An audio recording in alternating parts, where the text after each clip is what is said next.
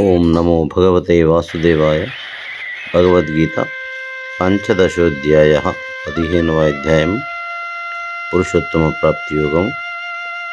శ్రీభగవానువాచ ఊర్ధ్వమూలమధశాకం అశ్వత్థం ప్రాహురవ్యయం ఛందాంసి యస్య పర్ణాని యస్తం వేద సవేదవిత్. శ్రీ భగవానుడు పలుకుతున్నాడు, పైన మూలమును క్రింద కొమ్మలను కలదియు వేదములు పత్రములుగా కలదియు అవు అశ్వత్థ వృక్షమును అవ్యయమని చెప్పుచున్నారు. దానిని తెలిసిన వారు వేద విధులు. అతశ్చోర్ధం ప్రసృతా తస్య శాఖా గుణ ప్రవృద్ధా విషయ ప్రవాలా అధచ్చ మూలాన్యనుసంతతాని కర్మానుబంధీని మనుష్యలోకే. ఈ వృక్షం యొక్క కొమ్మలు గుణములచే వృద్ధి నొందినవి, విషయములనడి చిగుళ్ళు గలవి అయి క్రిందికి మీదికి వ్యాపించి ఉన్నాయి. మనుష్యలోకమునందు కర్మ సంబంధమును కలగజేయు మూలములు క్రింద వైపునకు విస్తరించి ఉన్నాయి. నరూపమస్యేహ తథోపలభ్యతే నాంతో నాదిః న చ సంప్రతిష్ఠా అశ్వత్థమేనం సువిరూఢమూలం అసంగశస్త్రేణ దృఢేన చిత్వా తతః పదం తత్పరిమార్గితవ్యం యస్మిన్ గతా న నివర్తంతి భూయః తమేవ చాద్యం పురుషం ప్రపద్యే యతః ప్రవృత్తి ప్రసృతా పురాణి. ఈ లోకమునందు ఈ సంసార వృక్షం యొక్క స్వరూపము తెలియశక్యము కాదు. దాని యొక్క ఆది గాని మధ్యము గాని అంతము గాని తెలియకున్నది.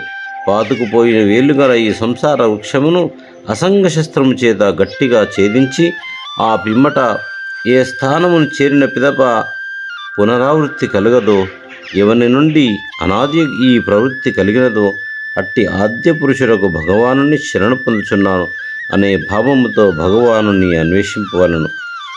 నిర్మాణమోహ జితసంగదోష ఆధ్యాత్మనిత్యా వినివృద్ధకామా ద్వంద్వైర్విముక్తా సుఖదుఃఖ సంజ్ఞై గచ్చంతి మూఢా పదమవ్యయం తత్.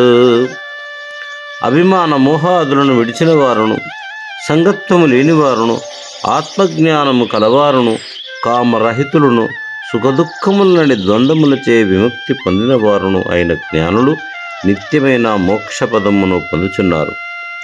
న తద్భాసయతే సూర్యో న శశాంకో న పావకః యద్గత్వా న నివర్తంతే తద్ధామ పరమం మమ. ఆ దివ్యస్థానమును సూర్యుడు గాని చంద్రుడు గాని అగ్ని గాని ప్రకాశింపచేయలేవు. దీనిని పొందినచో మరల తిరిగి రారో అది నా పరంధామమైనది. మమైవాంశో జీవలోకే జీవభూతః సనాతనః మనః షష్టానింద్రియాని ప్రకృతిస్థాని కర్షతి. సనాతనమైన నా అంశమే జీవలోకమునందు జీవుడై ప్రకృతి యందున్న శ్రోత్ర త్వక్ చక్షు జిహ్వ గ్రాణ ఇంద్రియ మనస్సులను ఆకర్షించుచున్నది.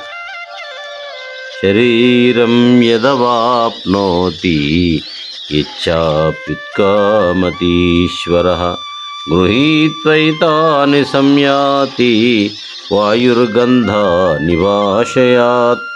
ప్రభువకు జీవుడు శరీరము విడిచినప్పుడు, నూతన శరీరమును పొందినప్పుడు పుష్పాది స్థానముల నుండి గాలి సువాసనలను కొనిపోవున్నట్లు మనస్సులో కూడిన పంచేంద్రియములను గ్రహించి వెడలుచున్నాడు. శ్రోత్రం చక్షుః స్పర్శనం చ రసనం గ్రాణమేవ చ అధిష్టాయ మనశ్చాయం విషయాన్ ఉపసేవతే. ఈ జీవుడు చెవిని, కంటిని, చర్మమును, నాలుకను, ముక్కును, మనస్సును ఆశ్రయించి విషయములను అనుభవించున్నాడు. ఉత్క్రామంతం స్థితం వాపి భుంజానం వా గుణాన్వితం విమూఢాన అనుపశ్యంతి పశ్యంతి జ్ఞానచక్షుషః. వెడలువాడును, ఉండువాడును, అనుభవించువాడును, గుణములతో కూడినవాడును ఒక జీవుణ్ణి అజ్ఞానులు చూడలేరు. జ్ఞాననేత్రము కలవారు మాత్రమే చూడగలుగుతారు. ఓం నమో భగవతే వాసుదేవాయ.